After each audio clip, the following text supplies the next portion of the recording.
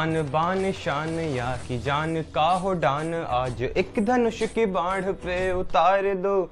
आज इस particular video में हम करंट इलेक्ट्रिसिटी कंप्लीट यूनिट खत्म करने वाले हैं। बात किया दूसरी वीडियो का क्या होगा सर, इलेक्ट्रोमैग्नेटिज्म, लिंक डिस्क्रिप्शन में है, पूरा पढ़ा दिया। कैलोरीमेट्री लिंक डिस्क्रिप्शन में है, कंप्लीट वन शॉट, मतलब 3 वीडियोस हैं लेकिन बहुत छोटे छोटे। फिर radio activity complete one shot link description में है। और इस वीडियो में करंट इलेक्ट्रिसिटी में हम पहले current electricity major portion complete करेंगे, फिर हाउस होल्ड सर्किट और जो इलेक्ट्रिक पावर एनर्जी छोटा सा है। सबसे पहली बात आती है करंट होता क्या है sir. Current is the rate of flow of charge. किसी भी डेफिनेशन में रेट शब्द इस्तेमाल हो जाए, रेट शब्द इस्तेमाल हो जाए यानी टाइम से कुछ ना कुछ रिलेटेड है। Speed is the rate of distance covered, कुछ ऐसा होता है ना सर। तो current is the rate of flow of charge, यानी पर्टिकुलर इस टाइम के अंदर कितने चार्ज फ्लो कर गए किसी एक कंडक्टर के थ्रू, उसे हम करंट कहते हैं। ओके सर, अब मान लीजिए इसका मानना नहीं है, इसका जो होता है वो होता है, इसका जो यूनिट होता है वो होता है कूलम्ब, और इसका जो यूनिट होता है वो होता है सेकंड, और एक साथ हम कहते हैं इसे एम्पेयर।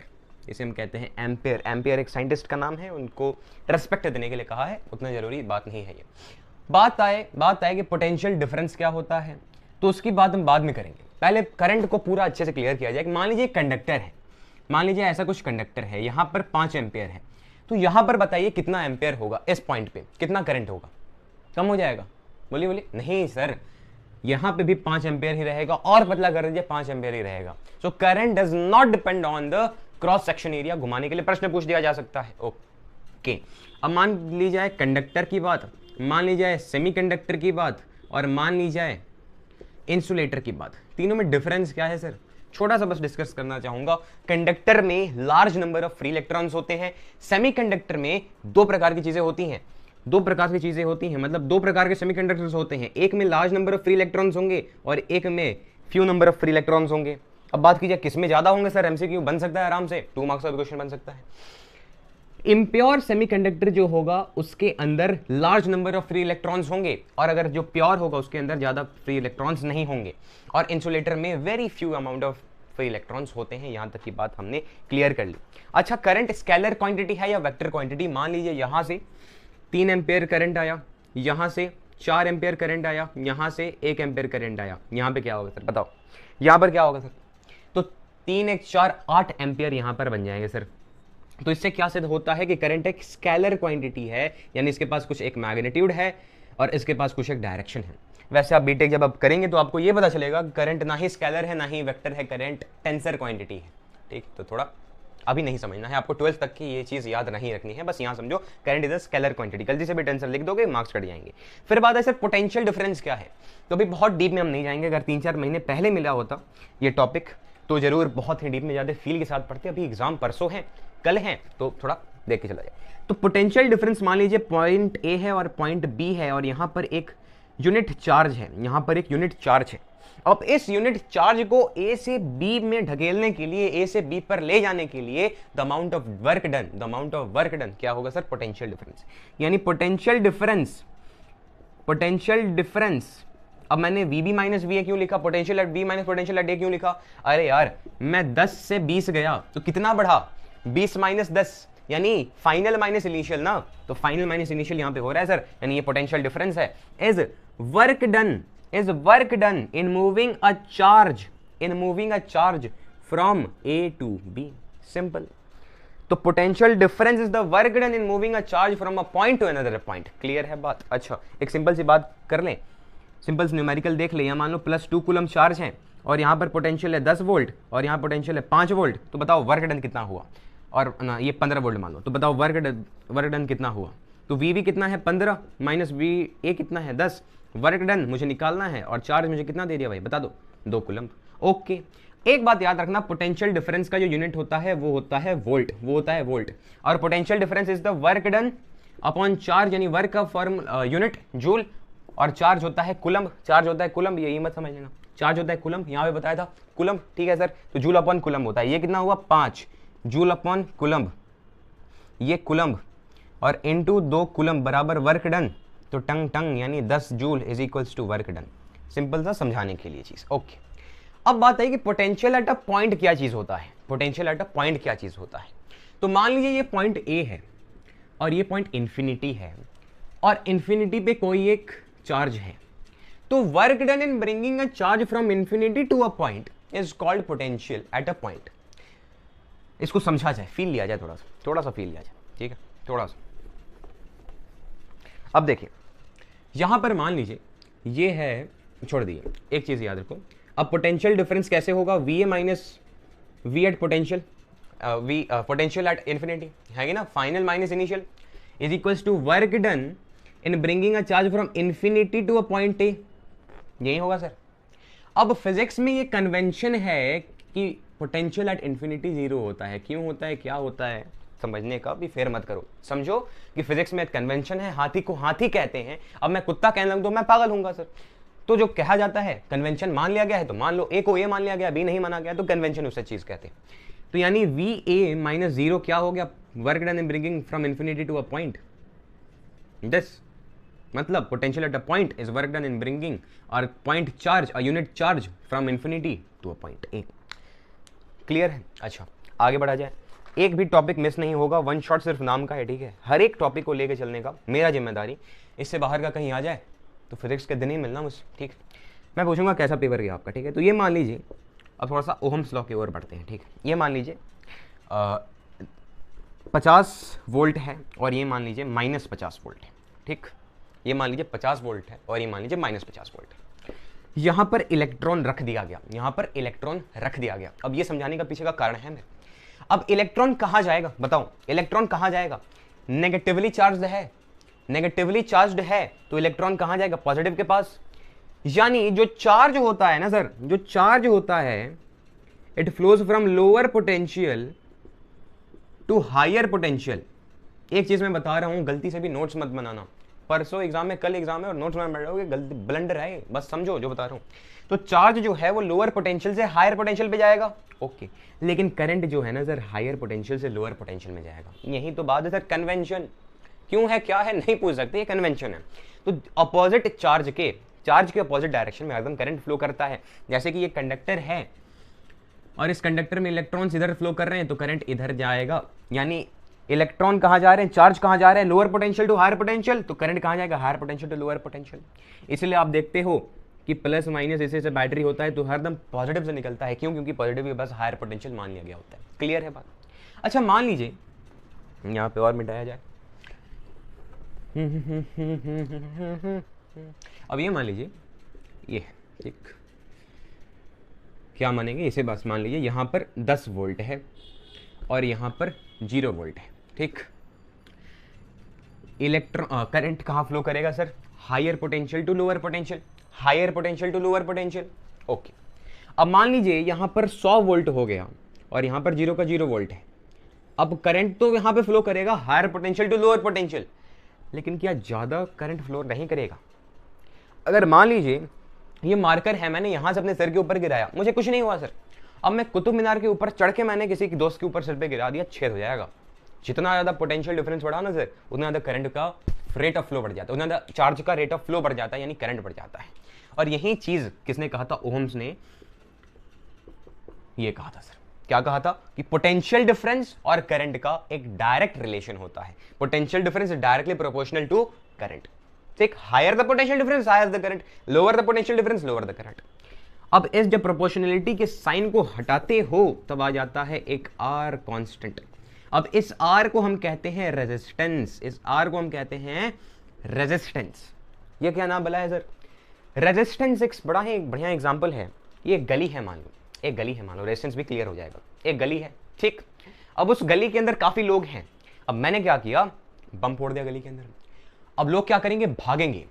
तो लोग जब भागेंगे ना, तो मान लो भागना इज चार्ज का भागना, यानी करंट का भागना, समझो बस अभी के लिए। तो लोग भाग रहे हैं, करंट भागा, करंट फ्लो किया। अब लोग जब भागेंगे तो आपस में टकराएंगे, तो उस टकराने को, उस ऑब्स्ट्रक्शन को हम क्या कहते हैं, रेजिस्टेंस कहते हैं। तो obstruction to the flow of current is resistance. अब मान लो मैंने उस गली को पतला कर दिया, उस गली को पतला कर दिया, यानी उसका एरिया छोटा कर दिया, तब क्या होगा।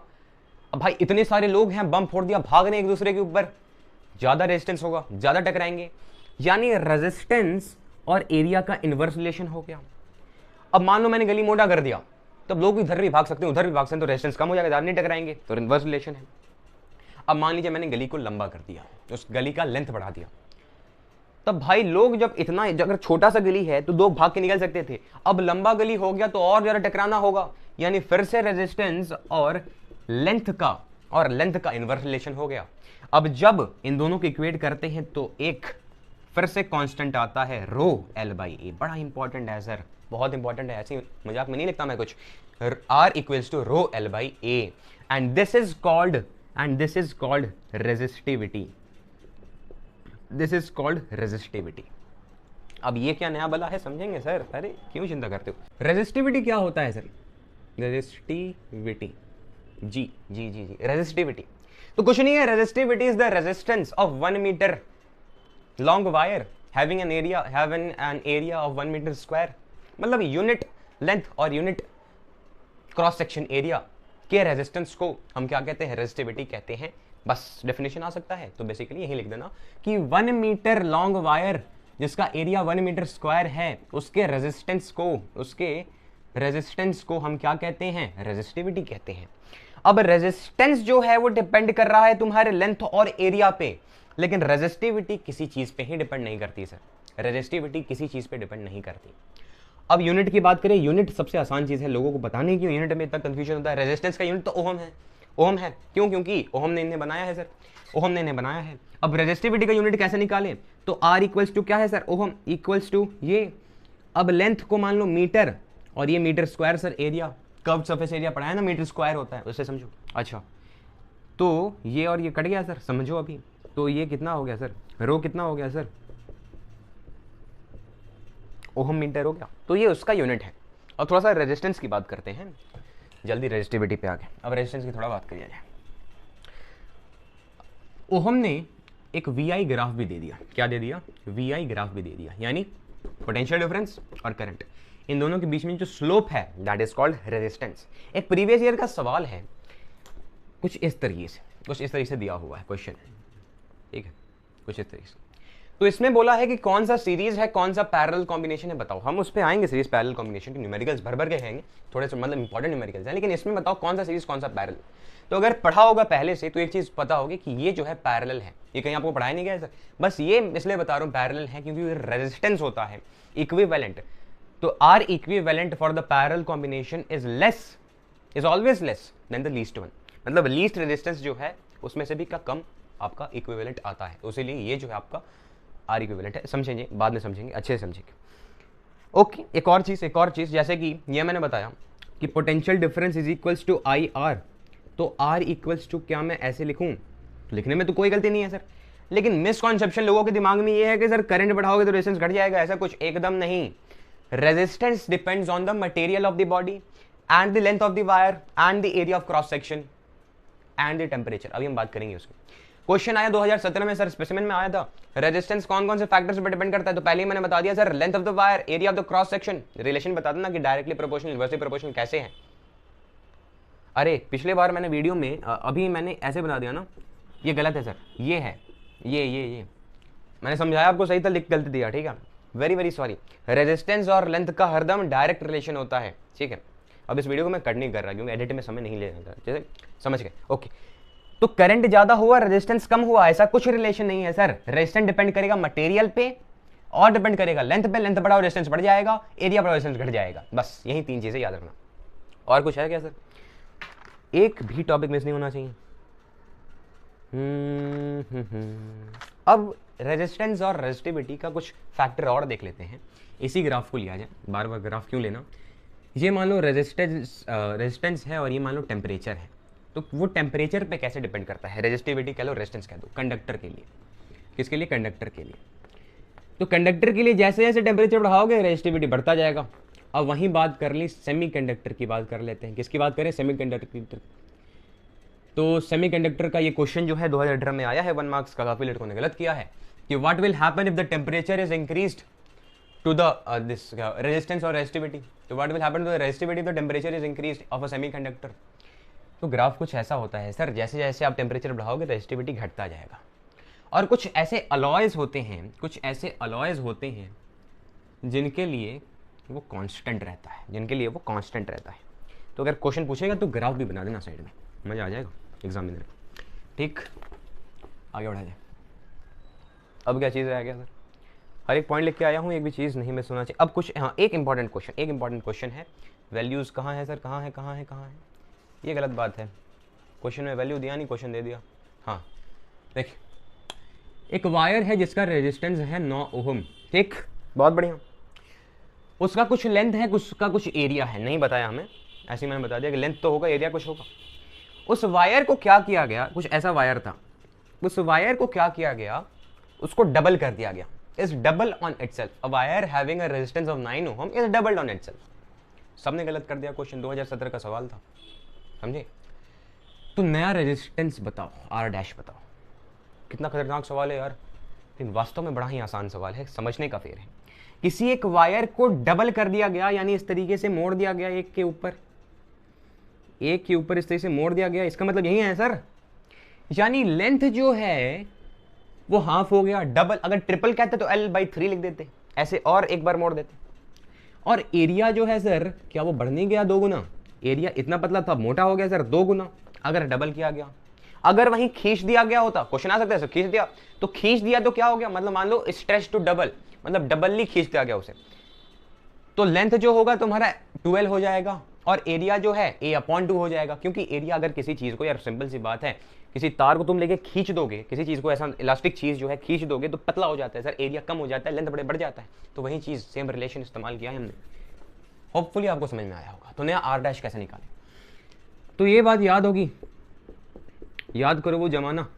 ठीक, अब आर डैश भी क्या होगा सर, अब ये जो है वो चीज़ कांस्टेंट रहनी है। फिर क्वेश्चन आया प्रीवियस ईयर में, मतलब मैंने एक पोल कराया था कि आपके लिए प्रीवियस ईयर क्वेश्चन कराऊं या क्या करूं।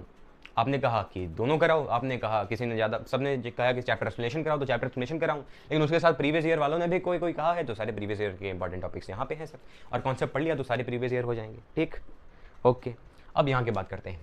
तो रो L/A ये क्या है, 9 है, क्या है, रो L/A। ओके, अब R dash is equals to क्या होगा, रो L/2। वैसे तो rho L dash by A dash होगा ना। अब L डैश को मैं क्या लिख सकता हूँ, L/2 बटा A डैश को मैं क्या लिख सकता हूँ, 2A। सिंपल। अब इसके बटा 1 है, किसको नहीं समझ में आ रहा है तो एकदम सिंपल, एक भी चीज़ नहीं छोड़ना चाहिए सर। अब 2 गुणे 2 क्या होता है सर, 4 होता है। अब A को मैं इधर फेंक सकता हूँ बस। अब रो L/A और रो L/A क्या हो गया, 9 हो गया, तो 9/4 क्या हो गया, नया रेजिस्टेंस हो गया, ohm. Unit is very important in physics, वरना 1 मार्क्स इसी कर जाते हैं साफ। टीचर संकोच नहीं करता, इसी का रूल है, यूनिट नहीं लोगे तो काट देंगे मार्क्स। सीरीज और पैरेलल, सिंपल सी बात है सर।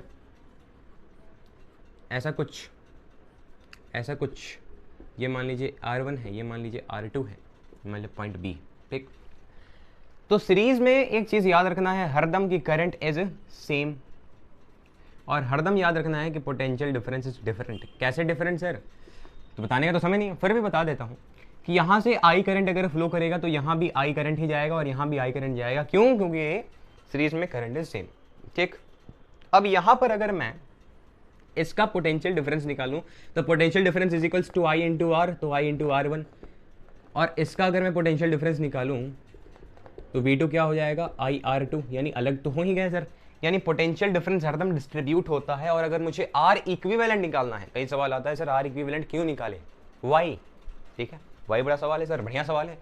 तो जो सेल है ना सर, अब आप हजारों रेजिस्टेंस लगा दो लेकिन सेल को वो नहीं दिखता सर, सेल को एक ही रेजिस्टेंस दिखता है और वो होता है R equivalent, resistance equivalent, R total जो भी कह लो उसे, क्या इक्विवेलेंट, R इक्विवेलेंट।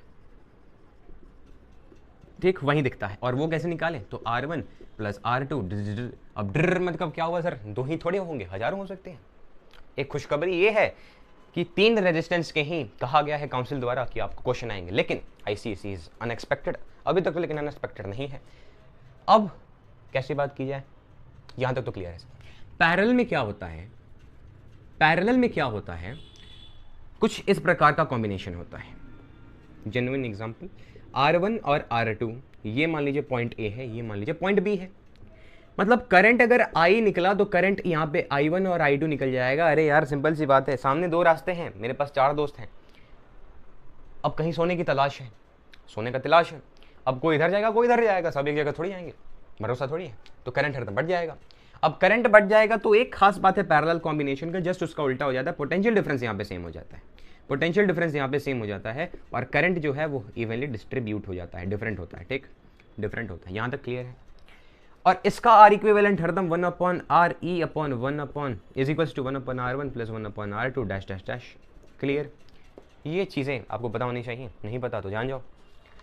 और अब आते हैं बढ़िया बढ़िया सवाल पे, इक्विवेलेंट रेजिस्टेंस निकालना इसी की तलाश थी, है कि नहीं? इन दोनों के बीच में आपको निकालना, बड़ा चिंदू सवाल है, बहुत चिंदू सवाल। अब ये दोनों जो है सीरीज में है, कैसे मैं पता कर रहा हूँ? तो यहाँ से I करंट है, अब I जो है यहाँ से I1 बटा और यहाँ से I2 बटा, ठीक। लेकिन यहाँ पे भी तो I1 ही गया और यहाँ पे भी तो I2 ही गया, क्यों? क्योंकि ये सीरीज में है। तो सीरीज में क्या होता है? R1 plus R2 is equals to R equivalent, यानी 9 ohm is equals to R equivalent. इसके लिए 6 + 3 9 होता है। अब फिर देखो, अब कुछ ऐसा हो गया, ये 9 ओहम हो गया और ये 2 ओहम हो गया, बहुत बढ़िया। अब 9 और 2 देखो, हरदम यहाँ पे I1 है और यहाँ पर I2 है, यानी करंट डिफरेंट। तब क्या होगा सर? पैरेलल होगा। और इसके लिए 1/R इक्विवेलेंट बराबर 1/9 प्लस 1/2। आंसर आराम से आ जाएगा 18, 9 दूनी प्लस 9, 18/11। मैक्सिमम लड़के 11/18 लेके आ जाते हैं, लेकिन ये भूल जाते हैं कि 1/R इक्विवेलेंट है सर, उल्टा करना है, यहीं पे मार्क्स करते हैं। कहते हो फिजिक्स आसान नहीं है, ठीक है, माइंड खोल के रखोगे सब कुछ आसान है सर। आगे बढ़ते हैं, एक और बढ़िया सवाल। मान लीजिए बी है, ए और बी के बीच में आर इक्विवेलेंट निकाल दीजिए, ठीक है सर। अब ये है I1, यहाँ से फ्लो करेगा I1, यहाँ सॉरी I फ्लो करेगा और I1 हो जाएगा और I2 हो जाएगा, बढ़ जाएगा सर। लेकिन अब ये I1 I2 लिखना नॉट अ गुड मेथड। सबसे आसान तरीका, कोना पकड़ो। यहाँ देखो कि 1 2 और 3 जो है सीरीज में कनेक्टेड है, सीरीज में कनेक्टेड है सर। तो 2 + 1 3, 3 + 3 6। अरे देखो ना यार, आर इक्विवेलेंट कितना हो गया? 1 + 2 + 3 यानी 6 ओहम हो गया सर। यानी इसको मैं मिटा सकता हूँ, इसको मैं मिटा सकता हूँ और आर इक्विवेलेंट क्या लिख सकता हूँ? 6 ओहम लिख सकता हूँ। जी हाँ, कौन रोक रहा है मुझे? कौन रोक रहा है? ठीक, ये हो गया। अब मैं ये देख रहा हूँ कि ये दोनों जो रेजिस्टेंस हैं वो पैरेलल में कनेक्टेड है, क्योंकि यहाँ पर अगर कुछ करंट होगा तो हरदम बढ़ जाएगा, तो पैरेलल है सर। तो इसका आर इक्विवेलेंट कैसे निकालूंगा सर? 1/3 प्लस 1/6, बहुत बढ़िया। और 3 2 जा यानी 2 ओहम आ गया सर। इसको मैं मिटा सकता हूँ, कोई दिक्कत की बात नहीं। अब कितना बचा सर? 2 ओहम। अब 2 2 4 2 6, 2 2 4 2 6 सीरीज में है ना सर, तो 6 ओहम, बहुत सुंदर, 6 ओहम, बहुत सुंदर। यानी ये क्या हो गया? 6 ओहम। अब फिर से 3 और 6 किसमें? पैरेलल में। फिर से 1/3 plus 1/6 is equals to 1/R equivalent, कितना आ गया? 2 ओहम। आर इक्विवेलेंट, ये मत समझना कि मैम मास्टर, नहीं, यही चीज़ यहाँ पे भी हुआ था, उसलिए याद है। तो ये कितना हो गया? 2 ओहम। ओके, अब यहाँ पे आ जाओ, 2 ओहम। अब 2 2 4 और 1 5, क्यों? क्योंकि ये सीरीज में है, 5 इज द आंसर, ठीक। एक खास बात ये है, एक खास बात ये है, गौर किया आपने कि अगर ये 2 2 4 1 5 जो आर इक्विवेलेंट है वो सबसे ज़्यादा के ज़्यादा है, 2 2 4 1 5। मैक्सिमम रेजिस्टेंस किसके पास है? 2, मतलब जो आर इक्विवेलेंट आया वो 2 से ज़्यादा। लेकिन वही चीज़ अगर 1/2 प्लस 1/2 अगर हम करें, मान लो कुछ ऐसा हो, 2 ओहम और 2 ओहम, कुछ ये पैरेलल में हो, और इसका अगर आर इक्विवेलेंट निकालना है तो कैसे निकलेगा सर? 2 1 + 1 यानी हरदम 1 आंसर आएगा, हरदम नहीं, मतलब ये 1 आंसर आएगा। यानी सबसे कम रेजिस्टेंस का जो वैल्यू है उससे भी कम आर इक्विवेलेंट आता है। That's the secret of parallel combination, ठीक है, रहस्य पता चल गया पैरेलल कॉम्बिनेशन क्या। बहुत बढ़िया। अब सवाल करते हैं बढ़िया बढ़िया 3-4, जिसके बाद आपको और सवालों को खोजने की जरूरत नहीं पड़ेगी। आर इक्विवेलेंट का कॉन्सेप्ट हो गया। अब ये सब पोटेंशियल कैसे फाइंड करें, करंट कैसे फाइंड करें, ईच रेजिस्टेंस वगैरह, ये सब कॉन्सेप्ट क्लियर कर लेते हैं। मान लीजिए ये है 4 ओहम, ये है 6 ओहम, और ये है 2 ओहम, और ये है 12 वोल्ट। बहुत बढ़िया। और मुझसे बोला कि सारे रजिस्टर में कितना करंट फ्लो करेगा, निकाल दो। बड़ा आसान सा सवाल, लेकिन ज़रूरी है सर, मतलब find current in each resistor. तो एक टिप याद कर लो, मेरा है टिप ये कि सबसे पहले आर इक्विवेलेंट निकालो, चाहे पैरेलल कॉम्बिनेशन, फलाना कॉम्बिनेशन, ढिंगाना कॉम्बिनेशन, आर इक्विवेलेंट निकाल दें। आर इक्विवेलेंट कैसे निकाले सर? तो ये देखो सीरीज कॉम्बिनेशन है, पहले लिखना कि as we can see all the resistors are connected in series. तो आर इक्विवेलेंट कितना हो जाएगा सर? 4 + 6 + 2 यानी 12, यानी 12 हो जाएगा ना सर? यहाँ तक तो क्लियर है। और पोटेंशियल डिफरेंस कितना हो जाएगा? 12 वोल्ट। और यहां पर सबसे पहले सब हेडिंग में लिखना है फॉर अ सेल। अब मैं क्यों लिख रहा हूं? क्योंकि सेल के लिए आर इक्विवेलेंट निकाल दे, पहले ही बता दिया सेल को एक ही रेजिस्टेंस दिख रहा है। अब वहां से वो कितना करंट निकालेगा वो पहले हम निकालेंगे कि सेल कितना दे रहा है, उसके बाद बात करेंगे कि रेजिस्टेंस पे कितना करंट पहुंच रहा है। तो आई कितना हो जाएगा सर? ये हो जाएगा। क्यों हो जाएगा? क्योंकि पढ़ा था V = IR, यानी 1 एम्पियर, यानी 1 एम्पियर करंट यहां से निकलेगा, 1 एम्पियर करंट यहां से निकलेगा। और क्योंकि ये सीरीज में है तो हर जगह 1 एम्पियर करंट जाएगा, तो खत्म कहानी। ठीक, आसान सवाल। अब इसको थोड़ा सा घुमा दिया जाए, बढ़िया सवाल कर दिया जाए जो कि बोर्ड में आने की संभावना रखते हैं। और 2-3 मार्क्स का तो लिख के ले लो, आने वाला ही ऐसे क्वेश्चन। 12 वोल्ट है। अब मुझे बताना है कि हर एक रजिस्टर में करंट कितना फ्लो करेगा। तो सबसे पहले मेरा क्या बात होगी सर? आर इक्विवेलेंट निकालना। आर इक्विवेलेंट कैसे निकालेंगे? तो 1/R = अब बोलोगे क्यों? क्योंकि ये दोनों पैरेलल में कॉम्बिनेटेड है सर। कैसे? क्योंकि अगर आई करंट फ्लो करेगा तो I1 और I2 में बट जाएगा, है कि नहीं? ठीक, तो क्या आ जाएगा सर? 2 ओम आंसर आ जाएगा। अब मैंने आंसर करके याद करके नहीं बैठा, पहले जो क्वेश्चन हमने देखे थे 1/6 ऐसे थे। फिर मैं बता देता हूँ, ये 6 है तो 1 + 2 यानी 3/6 यानी 2। ठीक, इसका उल्टा, बहुत बढ़िया। और पोटेंशियल डिफरेंस कितना दे रखा है सर? 12 वोल्ट। तो करंट कितना फ्लो करेगा sir? Potential difference upon R equivalent, that is equals to 6 ampere, यानी यहां से 6 एम्पियर तो निकलेगा। लेकिन अब बात आई कि इस पे कितना पहुंचेगा, इस पे कितना पहुंचेगा। ओहो, बढ़िया सवाल सर। अब बात करें कैसे पहुंचेगा। तो एक चीज याद रखना, इसका पोटेंशियल जो होगा पैरेलल में अगर कॉम्बिनेटेड है तो पोटेंशियल डिफरेंस सेम होगा, यहां तक तो क्लियर। और मुझे रेजिस्टेंस भी पता है। पोटेंशियल डिफरेंस कितना है? बताओ 12 वोल्ट। और रेजिस्टेंस कितना है? 3। तो करंट कितना होगा? 12/3 है यार, 12/3 ना, बोलो 4 एम्पियर। तो यहाँ पे 2 एम्पियर ही होंगे। अब बोलोगे ये जादू कैसे हुआ? क्योंकि 6 है, 6 अगर बटा 4 में तो कितने बचे? 2। फिर भी शक के दायरे में फंसे हो तो फिर भी कर लो। पोटेंशियल डिफरेंस 12 बट रेजिस्टेंस कितना? 6 यानी 2। क्लियर। तो ये तो चिंदू सवाल था। अब बोर्ड रिलेटेड सवाल करते हैं 2-3, इससे हड़ कहाँ देगा। अब देखिए यहां पर ये 2 एम्पियर दिखा, ये प्रीवियस ईयर का क्वेश्चन है। कौन सा ईयर का? मैं याद करके थोड़ी बैठा हूँ। अब इतना याद करने लग जाते हैं तो एल्बर्ट आइंस्टाइन के साथ आज रहते हम, हाय हेलो कर रहे होते। तो 12 वोल्ट है सर, बहुत बढ़िया। 2 एम्पियर नहीं, 2 वोल्ट। ठीक, यूनिट की गलती करोगे मार्क्स कटेंगे। मुझे बताना है कि हर एक पे कितना करंट होगा। ठीक, सबसे पहला यही बात है कि फॉर सेल लिख के शुरू हो जाना है किस चीज में सर? आर इक्विवेलेंट निकालने में। तो एज वी कैन सी लिखना है कि as 6 ohm and 3 ohm are connected in series, sorry parallel लिखना पड़ेगा, मैं नहीं लिखूंगा। तो 6 ohm and 3 ohm are connected in parallel, so 1/R equivalent is equals to 1/6/1/3, that is equals to 2 ampere 2 ohm. ठीक, तो आर टोटल कितना हो जाएगा सर? अगर ये 2 वोल्ट हो गया तो कुछ ऐसा हो गया ना सर, ये 2 वोल्ट 2 ओम तो पहले से था और ये 2 ओम आ गया और ये कुछ ऐसे हो गया। ठीक, अब ये कितना हो गया? 4 ओम, क्योंकि 2 + 2 किसमें है सर? सीरीज में कनेक्टेड है। पोटेंशियल डिफरेंस कितना है सर? 12 वोल्ट। तो current drawn from the cell कितना होगा? 12/4, 3 एम्पियर। यहां तक तो क्लियर है सर, बहुत बढ़िया। 3 एम्पियर सेल जो है दे देगा कि जा सिमरन जा। तो यहां से 3 एम्पियर चली गई, 3 एम्पियर का करंट चला गया। इसके ऊपर कितना पोटेंशियल डिफरेंस ये बताओ? इसके ऊपर कितना पोटेंशियल डिफरेंस बताओ? V = IR। आई कितना है? 3 एम्पियर। R कितना है? 2, यानी V = यहाँ पे 6 हो जाएगा, 6 वोल्ट। ठीक, अब यहां पे बात आई कि यहां पर कितना करंट जाएगा। अब उसके लिए पहले पता करना होगा पोटेंशियल डिफरेंस। अब इसका पोटेंशियल डिफरेंस क्या होगा? इसका पोटेंशियल डिफरेंस है, सबसे पहले पोटेंशियल डिफरेंस के लिए मुझे क्या चाहिए होगा? I × R। आई मुझे पता है सर, 3 एम्पियर तो निकला है, मतलब वही पोटेंशियल डिफरेंस ऐसा होल का देख रहे हैं। आर इक्विवेलेंट मैं पूछ रहा हूं सर, आर इक्विवेलेंट कितना है? 2, मैंने ही भी निकाला था सर। तो 3 × 2 यानी 6 वोल्ट जो है वो आपका पोटेंशियल डिफरेंस है।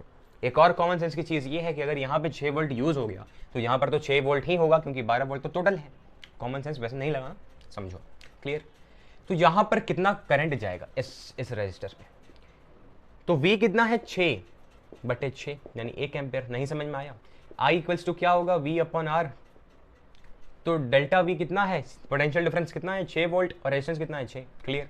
यहाँ पर कितना जाएगा, अब देखो यार 3 एम्पेयर करंट है, यहाँ पर 1 एम्पेयर चला गया तो यहाँ पर 2 एम्पेयर जाएगा, कॉमन सेंस की चीज, लेकिन फिर भी शंका के दायरे में फंसे हो तो 3 वोल्ट यहाँ पर है, करंट इज इक्वल्स टू ये, ओके, पोटेंशियल डिफरेंस कितना 6/3 यानी 2 एम्पेयर। खत्म कहानी, खत्म कहानी इस सवाल की।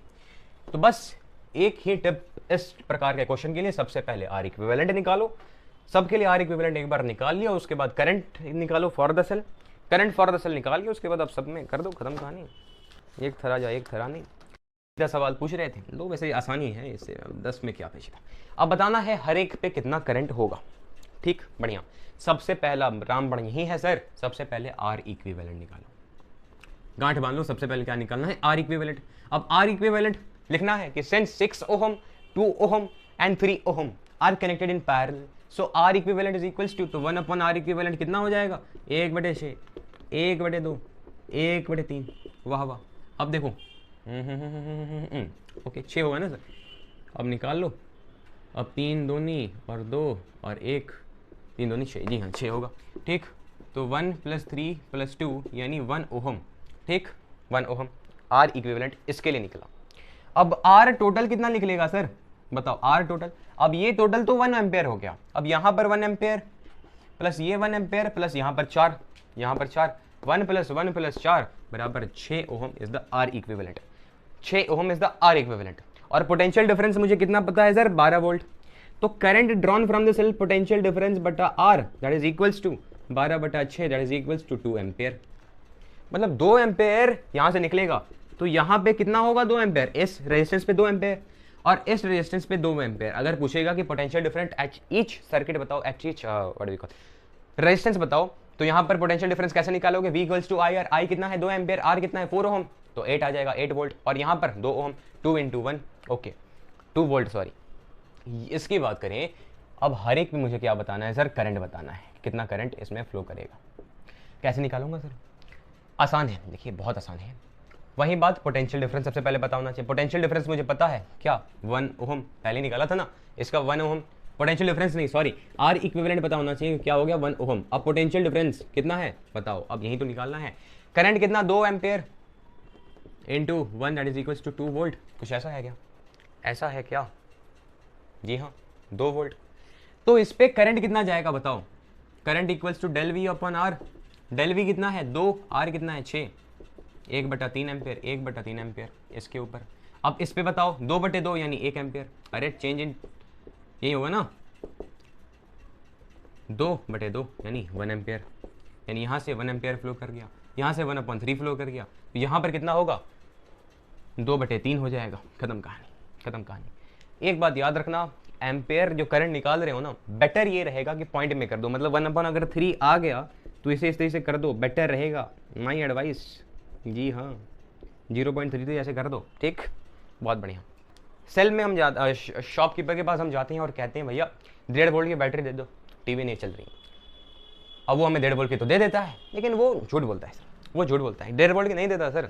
वो घर हम जाते हैं ना, और जब इस्तेमाल करते हैं तो पूरा अपना 1.5 वोल्ट जो है पोटेंशियल डिफरेंस नहीं सप्लाई करता। आइए समझते हैं कैसे। तो वहीं पे खेल आता है टर्मिनल वोल्टेज और ईएमएफ का, वहीं पे खेल आता है टर्मिनल वोल्टेज और ईएमएफ का। तो टर्मिनल वोल्टेज बेसिकली क्या है, अब जैसे कि कोई सेल है, ठीक है, सेल है प्लस माइनस, ठीक। अब सेल जो है इसके अंदर मान लीजिए 12 वोल्ट पोटेंशियल डिफरेंस है, तो इस चीज को हम सर कहते हैं ईएमएफ। इस चीज को हम क्या कहते हैं सर, ईएमएफ। इस चीज को हम क्या कहते हैं, ईएमएफ। लेकिन हर एक सेल के अंदर, हर एक बैटरी के अंदर एक होता है internal resistance. Now what is internal resistance sir? अब internal resistance is the resistance inside the cell that offers obstruction to the flow of current through it.